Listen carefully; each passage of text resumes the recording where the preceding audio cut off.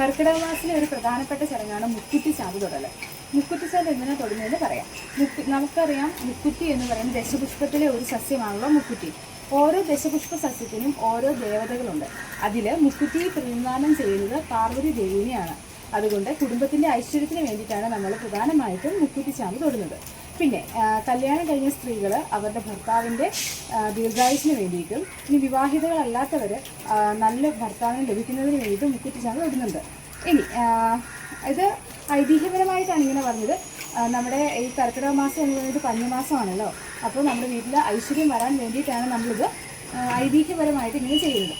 ഇനി സയൻറ്റിഫിക്കായിട്ട് പറയുവാണെങ്കിൽ നമുക്കറിയാം, കർക്കിടകം എന്ന് പറയുന്നത് എന്താണ്, മഴക്കാല രോഗങ്ങളുടെ ഒരു സമയമാണല്ലോ. ഈ സമയത്ത് നമുക്ക് ഒരുപാട് തലവേദന, പനി അങ്ങനെയൊക്കെ വരില്ലേ.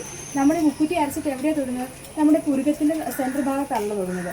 ഈ ഭാഗത്ത് നമുക്ക് ഒരുപാട് നാഡീ ഞരമ്പുകൾ വന്ന് യോജിക്കുന്ന ഒരു സ്ഥലമാണ്. ആ സ്ഥലത്ത് നമ്മൾ മുക്കുറ്റിച്ചാൻ തൊടുമ്പോൾ നമ്മുടെ ശരീരത്തിനെ അത് തണുപ്പിക്കുകയും നമുക്ക് നല്ലൊരു ഊർജ്ജം ലഭിക്കുകയും കൂടാതെ രോഗപ്രതിരോധ ശേഷി കൂടുകയും ചെയ്യും. അതാണ് ഇതിൻ്റെ സയൻറ്റിഫിക് ആയിട്ടുള്ള വശം. മുക്കുറ്റിച്ചാൻ നമുക്ക് രണ്ട് രീതിയിൽ ഉണ്ടാക്കാം. ഒന്ന് നമ്മുടെ കൈകീൽ തിരുമ്മി നമുക്ക് എടുക്കാം. പിന്നെ നമുക്കിതുപോലെ ചണക്കല്ലുണ്ടെങ്കിൽ കല്ലിൽ നമുക്കിങ്ങനെ ചുറ്റിച്ച് നമുക്ക് സമൂലം എടുക്കണം കേട്ടോ. മുക്കുറ്റി സമൂലം എടുക്കണം. കഴുകിയതിന് ശേഷം നമുക്കിതുപോലെ നല്ലപോലെ ഉരച്ച് വെള്ളം ചേർക്കാതെ ചാന്ത് ഉണ്ടാക്കി എടുക്കാം. ഇങ്ങനെ ഉരയ്ക്കുമ്പോൾ നമുക്ക് ഇതിൻ്റെ അകത്ത് കിട്ടും. ഇത് വീഡിയോ ഇഷ്ടപ്പെട്ടാൽ ലൈക്കും കമൻറ്റും ഷെയറും ചെയ്യണേ.